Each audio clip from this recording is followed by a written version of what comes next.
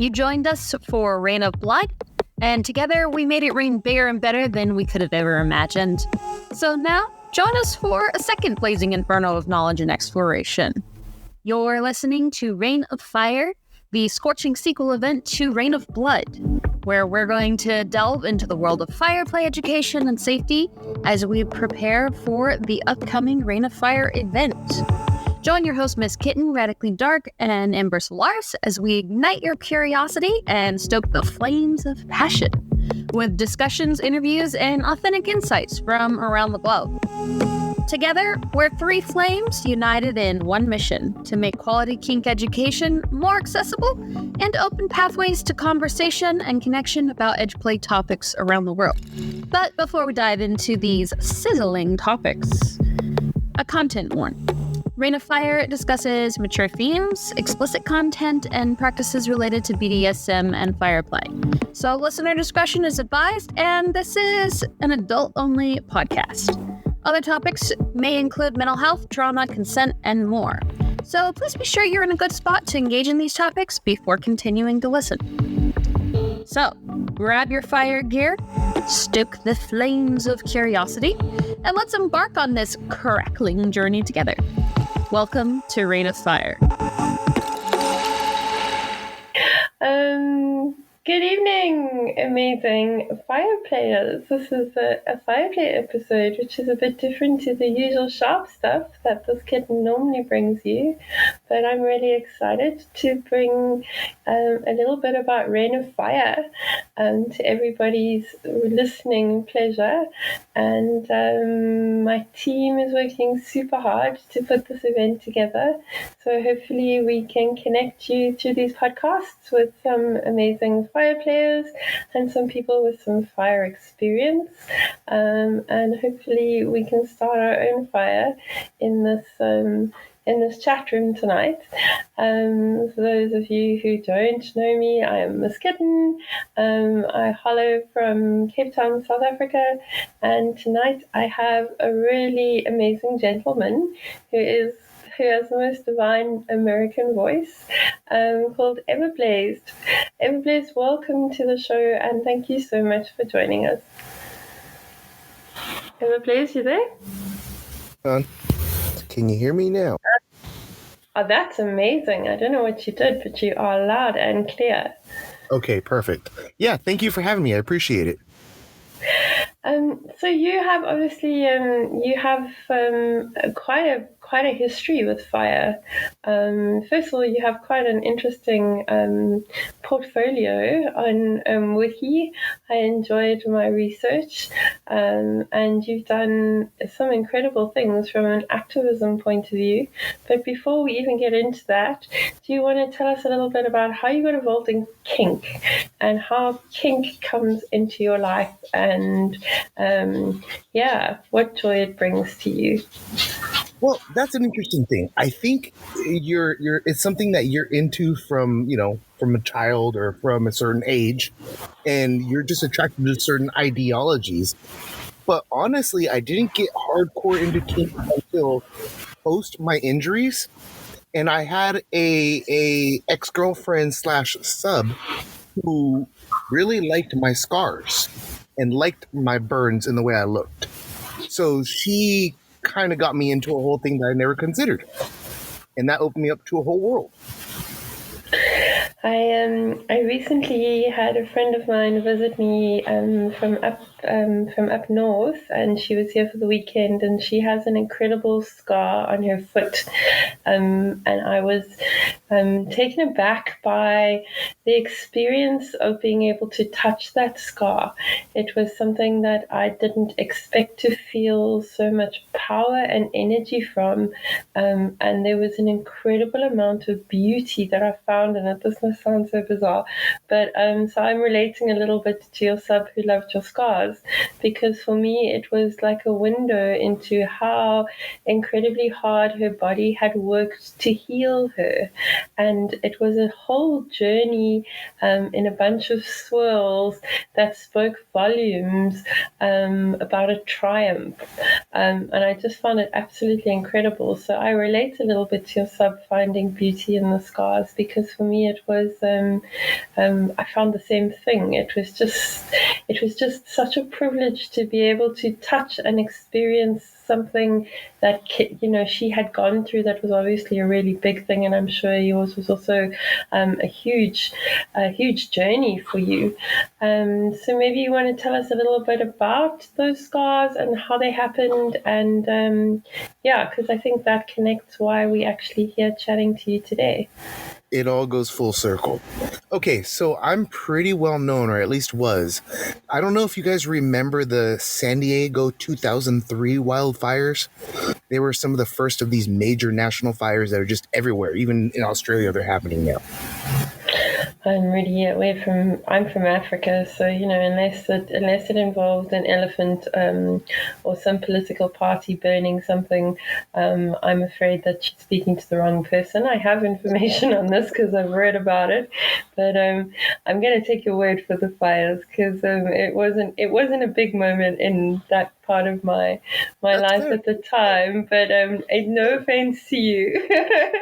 Well, there's a bunch of reasons, but it's just happening everywhere now. And I was one of the first ones that got to experience that situation and deal with it. And I came away with being the worst injured in the area, and I had saved a bunch of people to get out. So my thing is how do we deal with it? How do I give back? How and how do I heal? So I had my own journey post that fire. I'm a 75% burn survivor. I lost an ear. I lost my left pointer finger because that was the highest in the heat at that time. Sorry, I'm a 75% burn survivor. So that means 75% of my skin was regrafted. I don't have sensation on most of that skin. So I had to learn to heal, deal, and figure it out for myself. Rehab, go to the gym, do stuff like Tai Chi, interesting stuff that I would have never considered before. That experience, to be a 75% burn survivor, the experience of being in that fire must have been absolutely something I don't even think most of us will ever be able to comprehend. I've watched fire. I've never had the experience. Is there something that you took away from that you will never forget? Okay, so I've got I learned an interesting lesson. When I hit that fire line, everything didn't get hot. Everything went cold. To my sensation, I did not feel hot. And that's what you would expect. I come to find out later through doctors that once I hit a certain temperature, the nerves got shot. And once you shoot that nerves, you don't feel anything. I supposedly ran through a 2,000 to 3,000 degree fire. Skin deteriorates or melts at about 400 to 600 degrees, depending on where it is. So they told me, I neglect to tell you, in my situation where I ran through the fire, I covered myself with water and I had wet clothes on. That wicking effect gave me extra time and is what kept me alive. But at the same time, I lost a lot of flesh due to steam damage. The moment that steam happened, I lost all sensation. So for me, everything went cold. I didn't feel the heat like you would assume. That's so insane. It's so hard to comprehend. When you came out on the other side, was there assistance? Were there people to help you? No, it was a wildfire. So that night that there was just nothing there, as in a method to. So when I came out to the other side, because I was wet again, I never lit on fire. So I came out the other side and I didn't have to drop and roll. My clothes was not on fire. I thought I was okay. I thought I had made it. So I went and waited by the main road. Now, mind you, it's 3:30 in the morning and I'm trying to figure out what to do or where to go. And you're looking around and nobody's coming down this road. It's a huge mountain and nobody's coming down. So at a certain point, I'm like, if I started to get dizzy, it's time to start walking. Because if I sit down, and I'll pass out and I'm done. So I just started walking. I got a good mile, maybe 2 miles down the road, when eventually somebody came by with a truck and they flashed their horns and lights and went around me. I'm like, God damn it. So I just kept walking. Next thing I know, I get another maybe half mile, maybe mile, because you don't know distance at that time. And same situation. Honking horn, flashing lights, turn around. There's a lady there yelling at me, you get in this car right effing now. We need to get you out of here. Okay, cool. So I hop in the car. She tells me we got to get you to the medics. I'm like, no, you got to get me my family. We're supposed to meet over here. We always meet at this place. This is where, in case our emergency situation is here. No, I got to get you to the medics. So I'm like, okay, here's who I am. Here's everything about me. Everything you need to know. So when you see my family who looks like this is their vehicle, everything you need to know on that level, tell them I made it. So I don't just disappear on people. Okay, fine. She gets me down to the bottom of the hill. 4-way stop. The medics are there. She gets down, tells me she's going to get them, and me stay in the car. I do a quick check of myself. I think I'm fine. I think I'm hunky-dory. I open the door, come out, walk around the corner of the vehicle. She's bringing the medic over to me, and he goes, you need my help. And I go, no, I'm fine. Go find somebody else that needs your help more than me. He takes his flashlight out, goes up and down, and goes, whoa. You don't see what I see, and you need to let me help you. He goes, uh-huh. So I basically walk with him over to the gurney, step up the thing of the emergency vehicle, sit down on the little bed that they have there, and he tells me, we're going to put you to sleep so you're not in much pain. Okay, fine. But I'm not in any pain. Uh-oh. We're going to put you to sleep anyways. Okay. So they give me a shot, lay me down. To my consciousness, that turned into a lot of coma and dream time. I can tell you all kinds of things that happened. I remember certain bits and parts. And really, the reality is your mind is trying to make the best or process the most it can while you're unconscious. They had induced coma for 2 months. During that time, I had about 20. Again, your mind just is doing the best it can to process. So when I woke up, just pain, suffering, blood, all the good stuff from what I was. But the fact is it could have been a lot worse. Yeah, I lost a lot of topical flesh because of, as I explained, it vaporized and took a lot of stuff, but it came off clean. Where they usually lose most burn survivors due to infection. Okay, remember that. Due to the infection. The infection is outside things like clothing. So, okay. When we're doing stuff like our fire play, no polymers, no plastics, nothing that's meltable. Because once it melts to you, it's not coming off of you. Yeah, it's so interesting. And just to interject there, we had a conversation with a couple of the fire players. We are obviously, as you know, a group of sharps ladies who play with fire intermittently. Fire is something we're all reasonably afraid of. So when we were writing our sort of requirements for the fire classes, we definitely thought that something of natural fiber or something with a protective layer would be ideal. So it's interesting to hear that there are different things that are on the avoid list completely, and that we were sort of on the right track with something that has a lower burning point and doesn't melt into you. So like none of the stretchy plastics, like the shirts that are poly. Okay, so no latex, no lycra, no. You got it. Yeah. So okay. naked probably the best bet. Honestly, there's one level higher, in which is taking a wet cotton or cloth and putting it over the skin. So that's basically your level of protection. Okay, that's really interesting. I would suggest that for somebody who's more rookie level, so that they can have room to touch the skin and not burn anything, because if you touch at least the wet cloth, they get the sensation that you touch something hot, but they don't get hurt.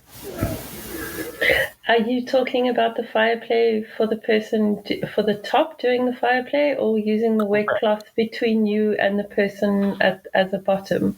Correct, as a safety prevention. And on the bottom too, you get the sensation of fire touching you without it actually burning you. That's so interesting. And what fabric would you use? Would you suggest to use between the flame and the person? An absorbent cotton. Just an absorbent cotton. Cool. I'm writing notes. That is something that was a really good tip.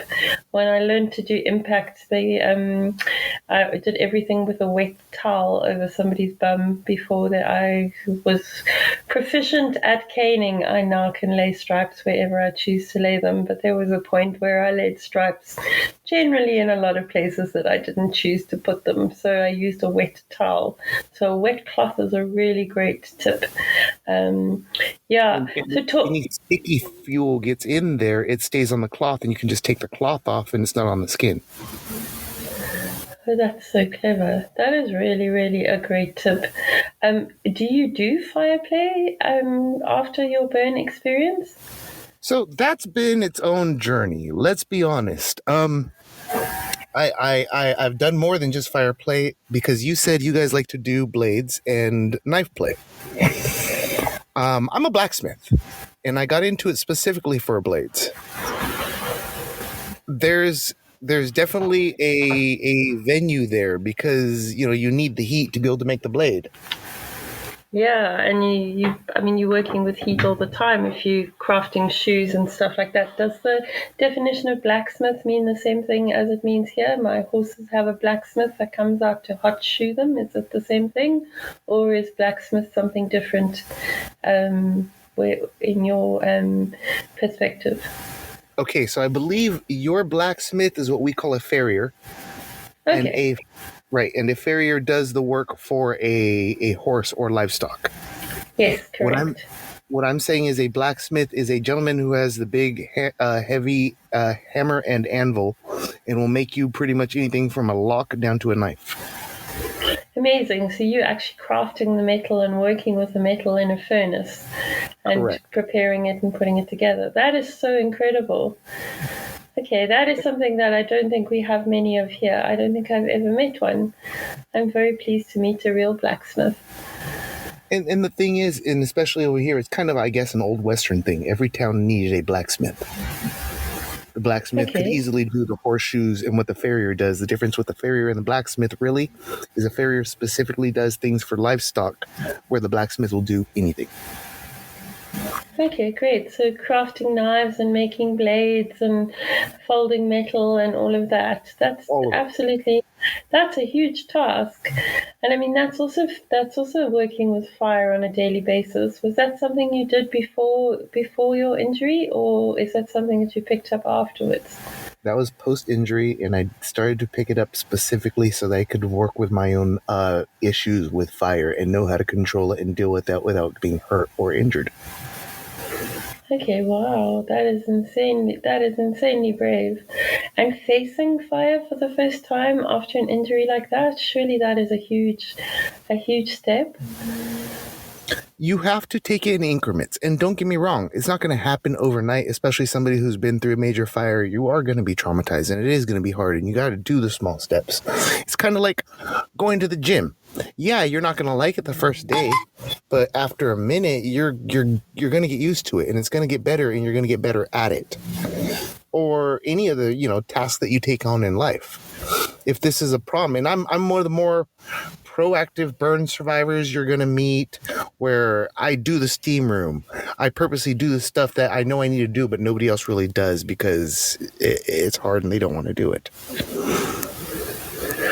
Yeah, nothing in life no good things in life are easy. I think we all have to face our fears sometime in order to grow. I'm finding this quite incredible. I'm not sure I would be able to face. That's a huge, you overcome something that's absolutely enormous. Going back to kink, do you use fire in kink? Is it something that you play with now? Yes, I have done things like fire cupping. I tend to be safe. So candle wax play, um, simple fire play. I don't get into poi. I don't get into certain things like that because I don't feel safe enough with it with my hands the way they are. But where I can, yeah, I like to incorporate it. Wow, okay. And you've obviously had a lot of experience with treating burns. The burns that were on your own body, you obviously had to tend to for a while. And I'm sure you've got some good tips that you can share with us. Oh yeah, that's the whole point of what we're doing with this Rain of Fire is I'm hoping to give a class there on how to deal with burn treatment and how to avoid them in general. Tips on how to make sure that this isn't going to happen in our play. Of course, mistakes are going to happen, and in which case you should know simple things on how to triage them too. Yeah, 100%. I'm a big believer in kink that it's going to go wrong eventually. So it's best to have a risk mitigation strategy.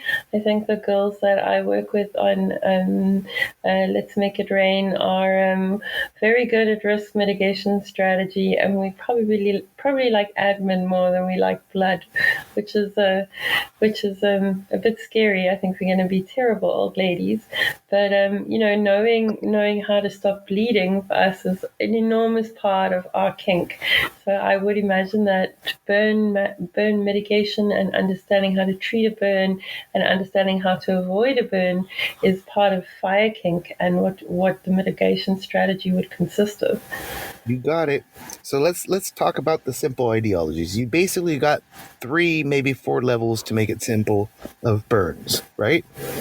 First is what you want to call a basic sunburn or topical burn. We all know what that looks like. It's a light red pink, and it will heal on its own. Maybe at the most it'll go to second, which is your boil up burn, which is more or less, and you can get them multiple ways. You can do that with skin friction. Let's say I got a hammer too long, and next thing you know, it turns into a blood blister. It's the same friction style burn, right? Okay. So anything which boils up, you also should know how to deal with that and whether or not it's bad enough to go and need hospitalization, right? Depending on size, you might want to go get it looked at because you have to open it at some point too. And then there's the next one, which is we'll call 3rd degree, which is into the muscle. Now that one you definitely need to go for hospitalization. You'll know that one immediately. It opens up really fast and you know what's going on. The topical skin just comes off. Okay? There is a 4th, which is to the bone. Normally we don't get that bad. Normally we're not there. So there's not much to worry on that level, right? Okay, I'm hoping that I never have to see that, but I'm glad that I know that it can exist and that it should be avoided. Correct. For each one is a different style treatment. Everything's different from aloes to lotions to creams, and then you get into doctors and they do surgeries and hydrotherapies and various methods to deal with these because, it's a burn, right? Excuse me. So also realize road rash is another style of burn. I've had a fair amount of road rash in my life, being an equestrian and being a bit of an adrenaline junkie. I can relate to the road rash. No problem. A big chunk of skin decided to come off and you have to heal it one way or another, and the body deals with it all the same, whether it's a burn, whether it's rubbed off, whether it's whatever. And what is your first line of defense in that situation? How would you approach that? Okay, so are we talking about for play or in general for that type of injury?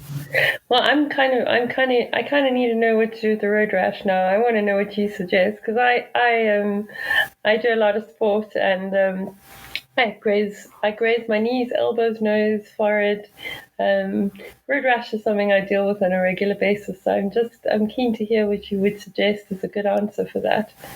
Okay, really simple. You need triple antibiotic ointment, and you want to keep it wet with that stuff, but fresh or as in dry. Not so wet that it's just, a slimy gloss on the top. You want it to where it's dry to the touch, but you also know that there's something there. That will allow the wound to be open and get oxygen and aerate. But at the same time, there's going to be an ointment layer on top, even though it might be a thin layer, that is able to keep anything from getting infected. That's the odd thing about a wound or those type of open wounds is they need air. They need to be open. So if you can cover it with a gauzing, whether that's some type of a cotton or even just having a material over it in general so that it can be open but not get infected, and the material takes the proverbial dirt instead of the wound. Does that make sense? Yeah, that's super clever.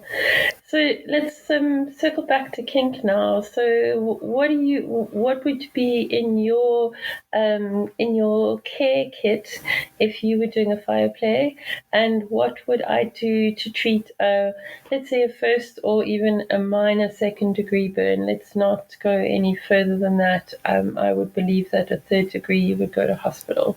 So if I did fire play and I got a burn, what would be my first reaction? What should I do?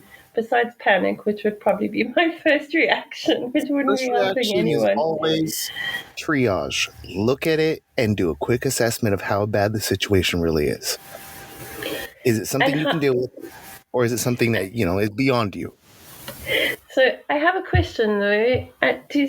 Does different skin color react differently? And when I'm looking at it from a triage point of view, am I going to be able to identify the same thing on different skin tones? I'll make it very simple on various skin tones. No matter what, if you see the first dermal layers pill and you're seeing the underlayer of pink, if it's over the size of a quarter, you might need to go see a medic. Okay, I've written that down. Sense? Yeah, that definitely makes sense. Okay, good rule of thumb right there. Bigger than the size of a quarter and it's open, the flesh under it is open, that's about that time. Okay, fair enough. Okay, and don't get me wrong. You could have a wound on you a little bigger than a quarter and you'd probably be fine. But the fact is you won't have the professional ointments and things that they're going to give you, at least for the moment, to help heal faster. Yeah, and also you want to make sure that it's super clean, because I remember you mentioning in the beginning about infection being the biggest problem, more than the burn being the problem. So I would say that, making sure it's super cleaned, cleaned super well is probably the first step. But let's go back to the triage. So I'm in the situation, I've just managed to burn my poor bottom. I've had a look at it. It doesn't need the doctor. What would my next step be? Okay, depending on you want to take and cool it down by running it under water. If you can get some water or put something cold around it so it at least doesn't inflame as much as possible. Because that's the next thing the body's going to do. It's going to fight the burn and try to blow the area up. So is something like using an ice pack a good idea? Or is sorry? A vat of water, running it under some water. And an ice pack, not a great idea? It will still help. I'm not saying no. Okay. Yeah, no, anything to make it cool down so it's not going to inflame as much. Okay. Next, if it's open at all or if you feel you need it, they have a spray, which is a topical anesthesia or whatever they call that stops the pain nerve. Yeah. If you can find that spray, that would be part of my kit. Okay. The other one is, again, a triple antibiotic ointment that's just available universally. Yeah, we've got something called Bactroban in our country, which is exactly what you're talking about. Yeah. Yep, same thing. Okay. And from there, what you're going to do is just have those. So if it does open up, you can put that on immediately and let that be your at least defense layer. Do I want to burst the blister if there's a blister, or do I want to leave the blister closed? What is my reaction with that? Okay, so let's talk about that one because I just dealt with one from a hammer, right? If you can afford in the spot that it's in and with the situation that is to leave it a blister, technically that's your best way to deal with it until it's no longer hurt, and it either pops on its own or reabsorbs on its own, depending on the situation. Because at some point you need to either pop it or let it reabsorb, right? And I'm assuming leaving it closed also means that it's the cleanest that it's going to be, because it's not open to the elements. So that makes a lot of sense in my head. Okay, so therefore, for the most part, you want to try to leave it if possible. If you have to open it, take the moment, either find somebody that can do it better than you, and find a small needle. And with that small needle, you want to sanitize it first. So even as simple as taking your little Bic lighter and heating up the end real fast to make sure it's red, and then using that to be your poker is a lot more sanitary than just going at it. Yeah, and I think the one advantage of, if this ever did happen in my dungeon, is I have a whole bunch of sterile needles in boxes. So the one thing I do have plenty of, not that I'm encouraging any of my bottoms to come to me for burn treatment, but the one thing I do have are boxes of sterile needles. So any of the hypodermic needles come sterile. So that would be a good choice over your mother's sewing pins. And then I'm assuming you also have the little 4x4 cotton cloths that you would put over a wound. Yeah.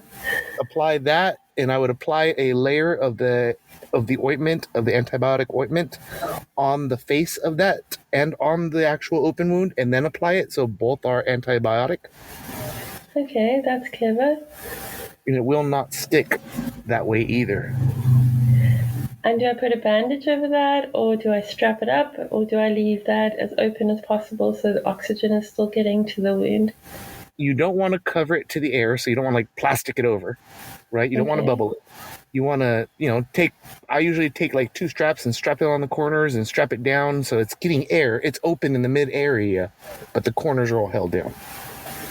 Ah, okay, clever. All right. So I'm just going to recap. We've had a burn injury in the dungeon. The first thing I do is I don't panic.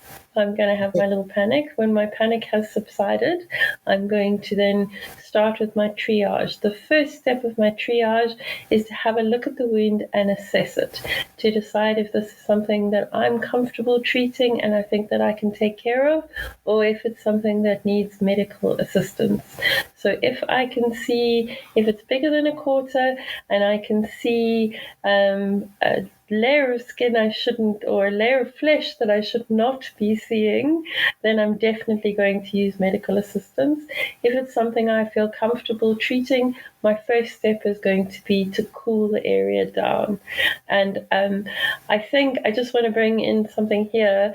We do a lot of sharps plates. So when you put sharps into the body and you're doing very complicated pieces, the body's natural reaction is to heat up the area and to start fighting whatever injuries happened. So we find even in doing needlework, the first step for aftercare is then ice packing the area. And the quality of healing, if you can cool something down, so in this case I'm going to be using water, but for needles I use an ice pack. If you can help the body and cool that down, the healing is just that much quicker. So it definitely makes sense in my head. And after I've cooled it down, I'm going to make sure it's super clean. After I've cleaned it, I'm going to do the antibacterial stuff on both sides, both the gauze and the wound, and then put the two together and make sure that it still has access to oxygen. You got it. That sounds pretty good. Now, mind you, we're talking basically a 2nd degree wound right here, right? If it's 1st degree, aloe vera, simple lotions, healing lotions, all that good stuff you can find on the market. They suggest you use, over here, it is hydro, I forget the name of it, but it's basically whipped up Vaseline. So it's Vaseline that's been whipped up. We've got stuff called Burn Shield, which is like a liquidy Vaseline, and it's really hydrating. That comes in a little sachet, and you actually get gauze strips and stuff that also contain the Burn Shield that are sterile. So we've got that. 1st degree, perfect. Yeah, perfect. And just okay. Just keep that, moisturized and keep it from getting too red or too injured. And for the most part, in about 2 weeks, you should be good. Sure, 2 weeks is a long time from a healing process. How often am I changing the bandage or changing the covering? Depending on the bleeding situation, how bad it's oozing out or bleeding, daily, if not every other day. Okay. Okay, and you're looking at about a 2 week healing. Otherwise, you're going to be following your doctor's instructions because you would have gone to the doctor. Correct. Nice. Okay, I hope I never have to follow these instructions and I never burn anybody. I have burned somebody by accident with wax play, so I definitely know that there are risks involved. And it formed a little blister, and we used some burn shield on it, and it sort of went down within 24 hours. But I could have, looking back at what you just told me now and that situation, I could have put that person under some cold running water for 10 minutes, which I think would have helped them a lot and helped the burn on that spot a lot. Said it. The calm water will calm them too. Yeah, there's a lot in that. I like that. So, a part of your kink play that doesn't involve fire. What is one of your favorite kinks, and what do you enjoy doing? Well, I love to do impact play. It's one of those things that, I've got a collection of paddles, various styles, various ways, and that's the whole point. And to find another partner who enjoys that too, it's just a good time.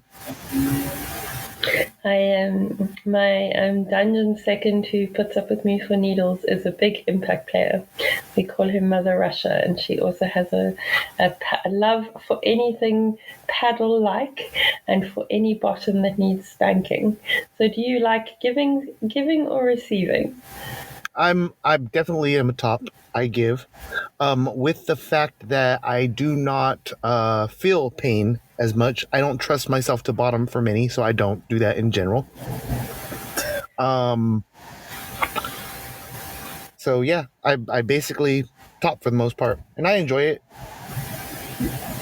That's amazing. I have to tell you, as a needle player, finding someone who doesn't feel pain in their skin, you become quite an interesting protege for me as a needle project, because we could probably put 1,000,000 needles in you without you saying stop. It's probably not what you want to hear, but it's very exciting as a prospect. Now, you want to hear something really messed up? Yeah, Now, tell me. you can imagine I am 50 surgeries deep right now. I've had a ton of medical work because that's an idea of what I've been through. I have a issue with needles. I don't like them. As soon as you get me around them, as soon as I see one, I start to get all cold-blooded and lightheaded. I don't know what it is, but I got that whole problem. I think it's so interesting. I think that something that I find ridiculous is you can stick 1,000,000 needles in me, but you have to sedate me before you take me to the dentist. As soon as the dentist comes near my mouth with a needle, I become a blithering idiot, absolutely unstable and ridiculous, and I need to be chained down. So I do think, as far as anything goes, intent matters. I was speaking to a friend of mine yesterday when he's my podiatrist of all things, and he's just had a double heart bypass and really gone through he got a superbug in hospital, and he's really gone through a really rough year. And he was saying he's so terrified of needles, but he doesn't understand why it's okay for me to put needles in him, but when he thinks about going to the doctor and getting an injection or being in that situation, he literally passes out. And I think there's a lot to be said about intent. I think when the intent is to stick a needle in somebody because you're creating something beautiful, it's far different than you being almost unconsensually forced into having needles stuck in you because it's part of a procedure. But I think you have a valid reason for not liking needles, and I don't. I was about to say, even look at the environment that you're in. One, you are accepting of it, and it's probably not some sterile white environment where somebody you never met is going to come in and stab you up. I think it's a consent thing too. Like I think with the dentist, like, you know, I know I've agreed to be there. I know I've signed the form, but I don't really have a choice in the matter. Like it's not like I have another option. Like I can either have my teeth pulled here or I can go on a summer holiday. Like there's not like a different option to what's happening. This is what has to happen whether I like it or not. I have to agree to it. So I think the difference with kink is you can really tailor the experience and you can put in all the options you want and you always have that ability to say no, stop.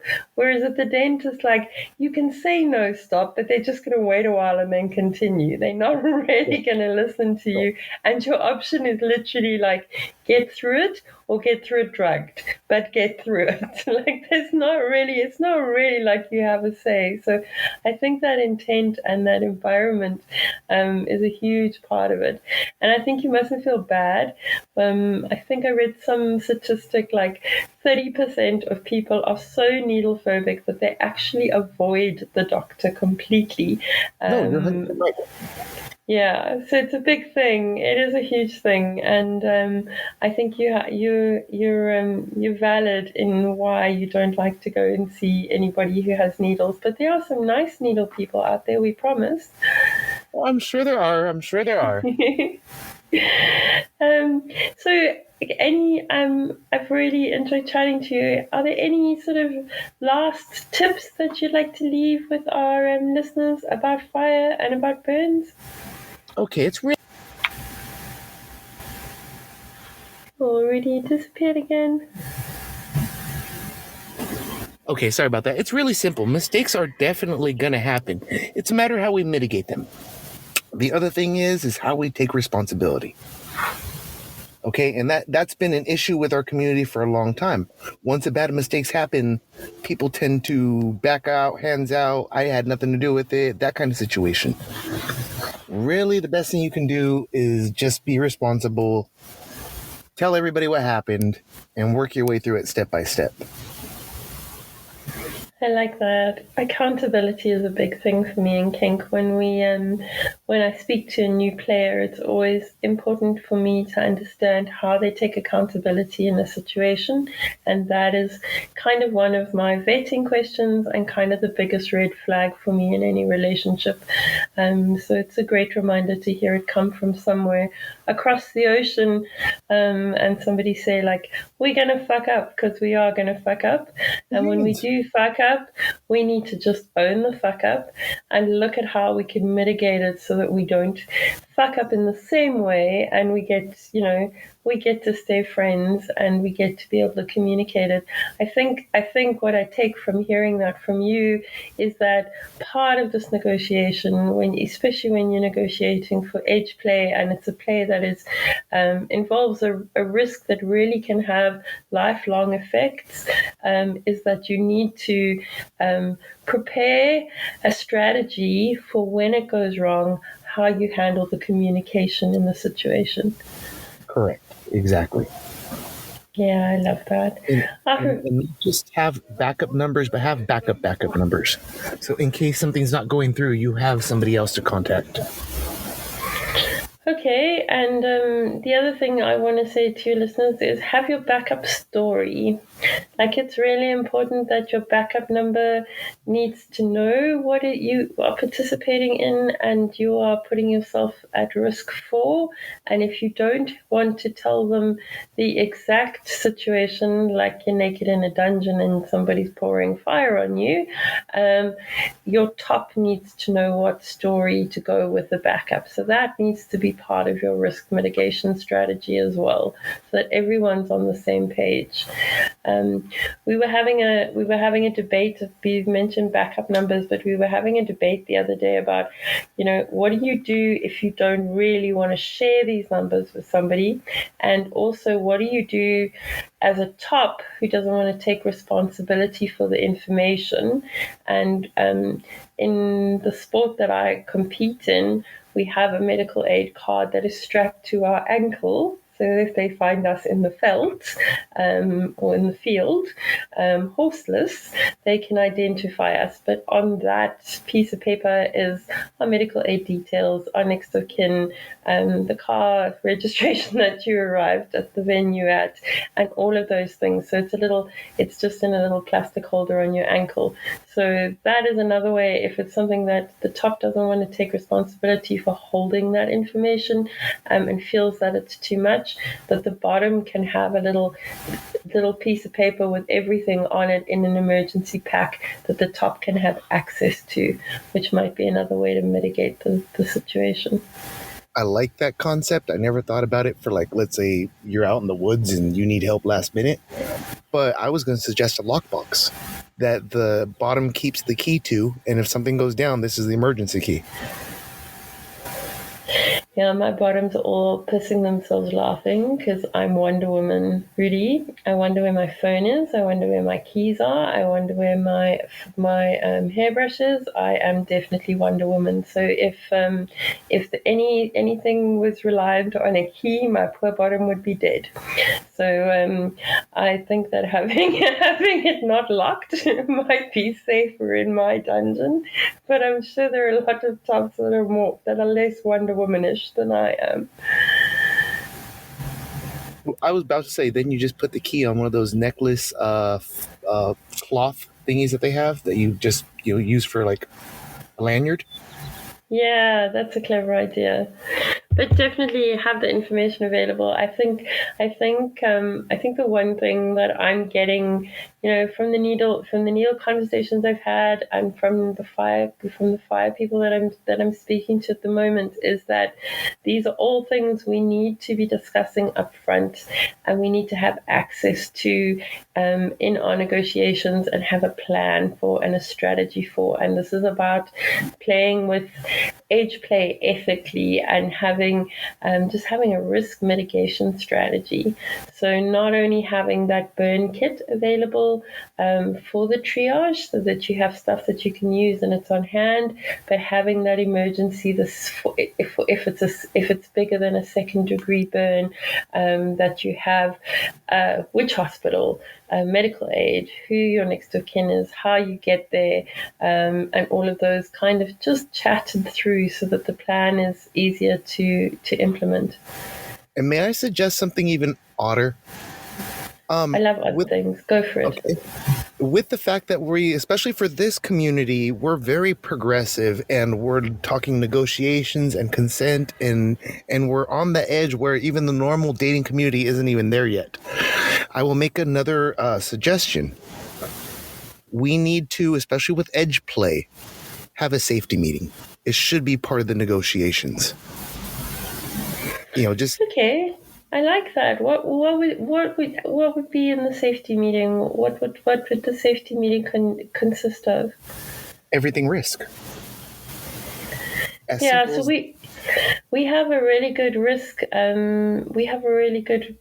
Solaris is going to do the class. Hopefully, we're going to push her to do her risk mitigation class, where she actually has like a form that gets filled out, and the risk gets identified as a risk 1 to 5, so that everybody is fully aware going into it what the risk is.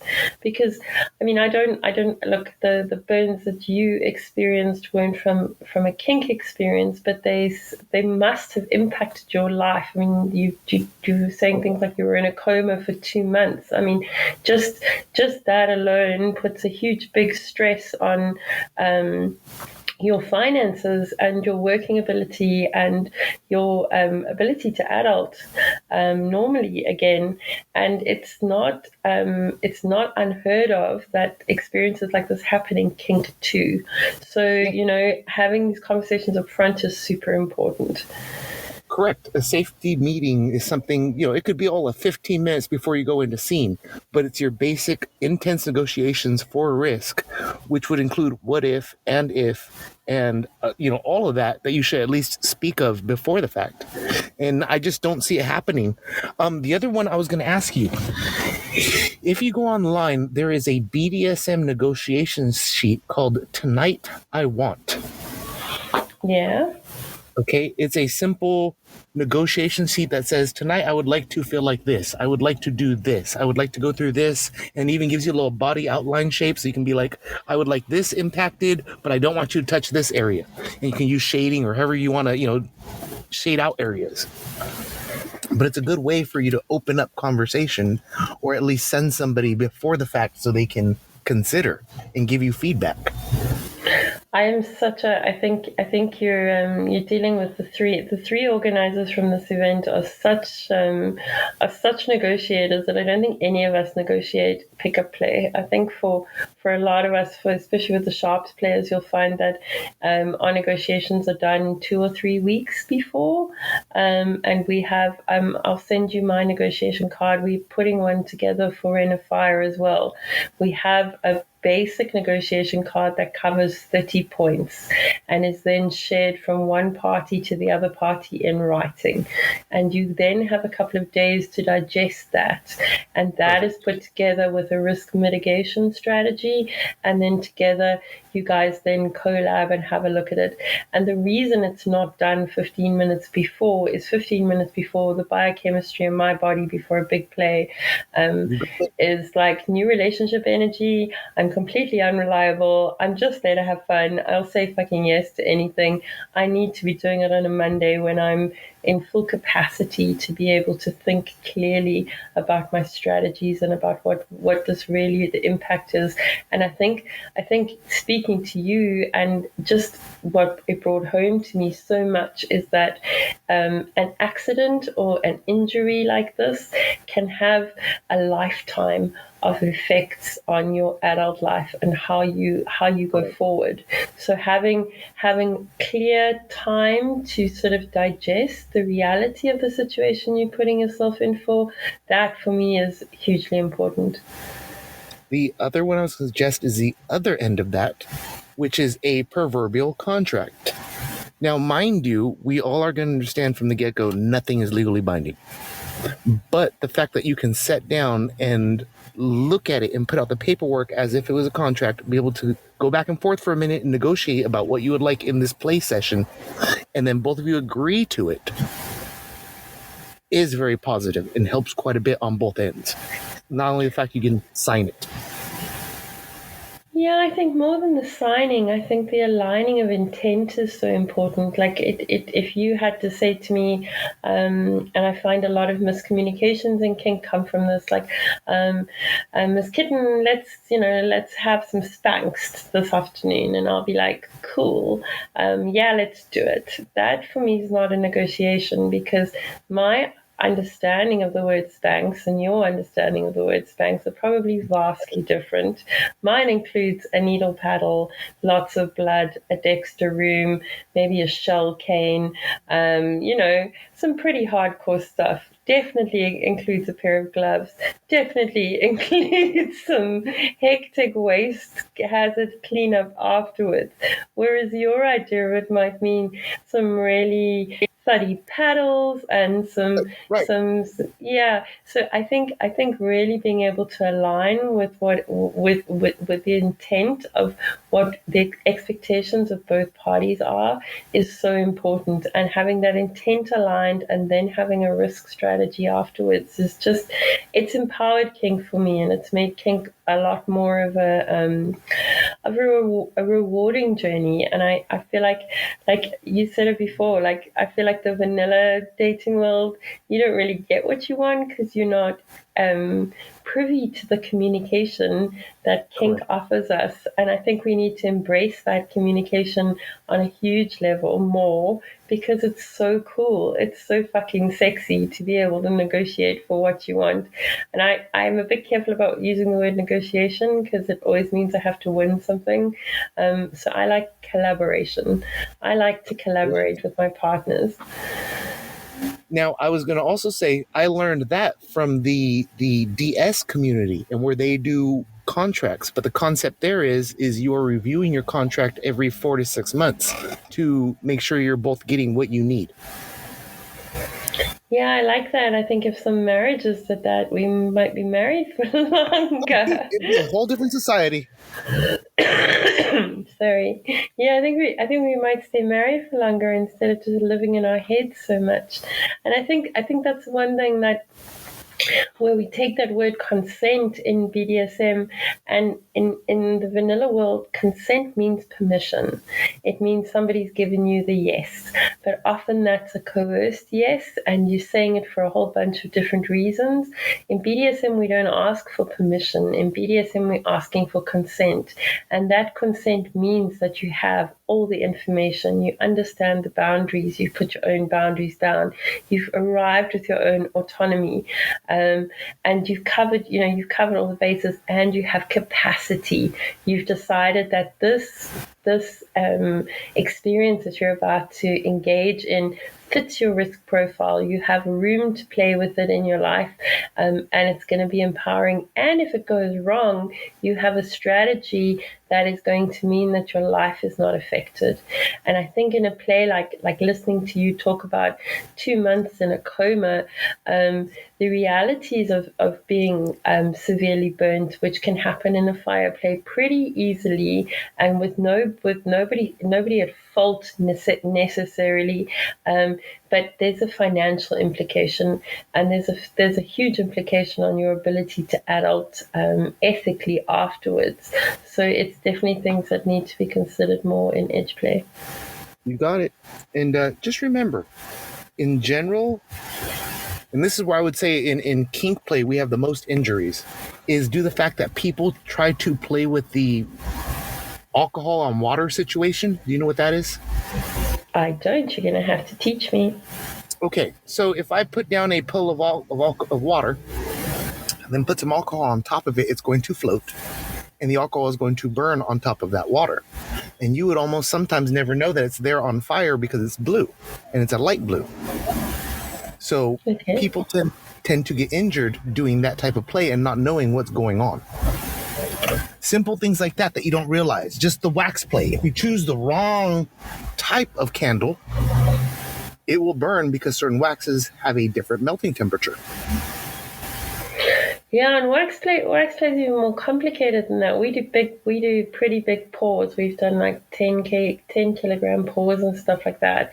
When you're starting to pour with wax and there's a crack underneath your base layer, and you put a new layer on top of that, the heat gets trapped between the skin and that base layer, and that can cause a really hectic burn. If you've used anything underneath that, anything like a coconut oil or a body lotion or anything that's got water in it, that heat will then cause evaporation, and you will then literally steam the person from the inside out. So yeah, there's I know a lot of people don't consider wax play edge play. For me, wax play is definitely edge play. I was interested to hear that you connected wax play with fire play. Do you consider wax play to be fire play? Well, if you're doing the old school simple candle, how are you going to light that? Okay, ours are done on double boilers, but I think it definitely can form part of fire play. Oh, don't get me wrong. If we're being modern, and you've got the ability to just use boilers and cup it out and use it like that, all good. But old school wax play is a candle and dripping wax. And even if you're using your double boiler, the chance of keeping that temperature, I mean, even if the wax has a low melting point, keeping the water bath at a certain temperature, it's not always as possible as you think it is, and it's not always so easy. So the risk of a burn in that is just as much as a risk of a burn in fire play. Correct. So yes, it is edge play. You just think of it as safer. Yeah, I think you think of it as safer until you burn somebody, and then it's not safer. Uh-huh. Yeah. And on both parties, it's almost easier to not know you've injured the other party. Yeah, I don't think any of us intentionally want to injure the other party. I think I liked your safety meeting thing, and I think part of the safety meeting thing needs to be, when shit goes wrong, how do you want me to deal with it? When That's you exactly. are injured by me, what does help look like to you? Because it can look like 100 different things. How do you want me to take responsibility? How do you want me to take accountability?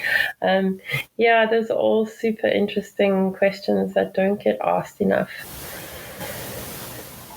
It's definitely a necessity for this community, and it's just that next step. We're already Yeah. there, we just don't realize it. Yeah, we are. And we're going to have an amazing festival. And I can't wait to have you in the class and let people who know a bit more about fire ask you some probably more intelligent questions than I asked you, because fire for me is done a bit African style. We just say things alike and learn by our mistakes. But yeah, really, it's been an absolute privilege. I know that you have some causes that you are very much in support of. I don't know if you want to give a shout out to them, so that if anybody would like to donate or to send some help their way, they can do that. Oh, if you want to go there, I work with the San Diego Burn Institute, right? I work with United Way International. I've done a lot to help this community on that level. I am also and was the vice presidential nominee 4 years ago for the United States vice president seat under the Legalize Marijuana Now Party. And that's because I got into marijuana for medical use, and that became its own battle. So, I try to give back to communities as much as possible, and where they gave to me, it's my goal to pay them back or pay it forward. I love that. We always look for a charity to give a little bit of our donations to. So I'm going to hit you up for some ideas, and maybe you can head me in the right way for something for this event, and we can work on something that can get some support from our community as well. Perfect. If you want to go big level when it comes to burn support and the burn community, there is the Phoenix Society, and they are an international burn support survivors group. If anybody is dealing with or needs any psychological help, any type of help on that level, they're the go-to. Amazing. I will get those details from you, and then when I pop this show up, which will probably only be in about 10 days, but I will pop it up with the links to that as well, so people can reach out there and have a look at supporting these guys who do so much great work. Perfect. I appreciate it. I've had a lovely chat. Thank you so much for your time. I really value it, and I'm looking forward to your class. And this was a great way to end my day. And I know yours is probably only just starting, but I hope you have a good one. And we'll be hearing from you soon. And I'm going to just close off and say, guys, Rain of Fire is coming. We're so excited about this event. We have some really great educators, and we have some really amazing humans standing up and showing us that fire is more than you think it is, and can be used in a million different ways.